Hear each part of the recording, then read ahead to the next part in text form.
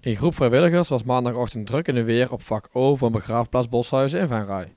De vrijwilligers houden zich bezig met het onderhoud van vak oud. En daarvoor komen we eigenlijk iedere maandagmorgen van 9 tot 12 hier bij elkaar. En zeg maar zo'n beetje van maart tot begin december. Er is een paar jaar een werkgroep geweest met de gemeente en de geschiedkundige kring en het historisch platform en Kruis en Kapellen van wat is de toekomst eigenlijk van vak O? Moeten we hier de helft gaan ruimen? En krijg je dan zo'n gatenkaas? Of laten we het zo? En uiteindelijk heeft het college besloten om het zo te laten, maar dan willen ze ook dat het onderhoud geen geld kost.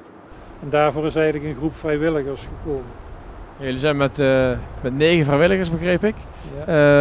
Ja. Dankbaar werk denk ik om te doen.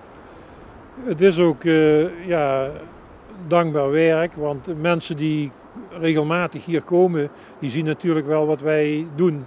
Als je hier maar een enkele keer komt, valt het je misschien niet eens op, maar we krijgen vaak toch wel leuke commentaren, laat ik het zo zeggen. Ja, en onder meer blad opruimen, hè? Maar ook bomen zijn weggehaald die te dicht op de graven stonden. Ja, we doen natuurlijk schoffelen en harken, maar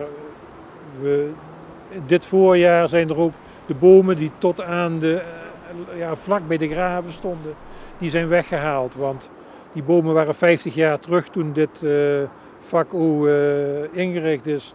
Waren natuurlijk kleine boompjes, maar nu zijn het joekels en die drukten die graven allemaal om.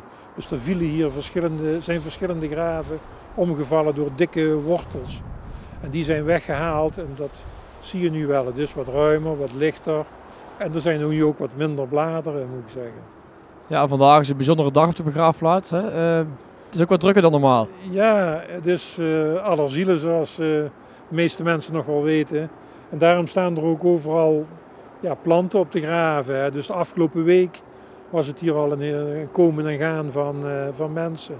Dus zeker Allerzielen en Allerheiligen dan, dat heeft toch nog wel, daar komen de mensen toch nog wel voor.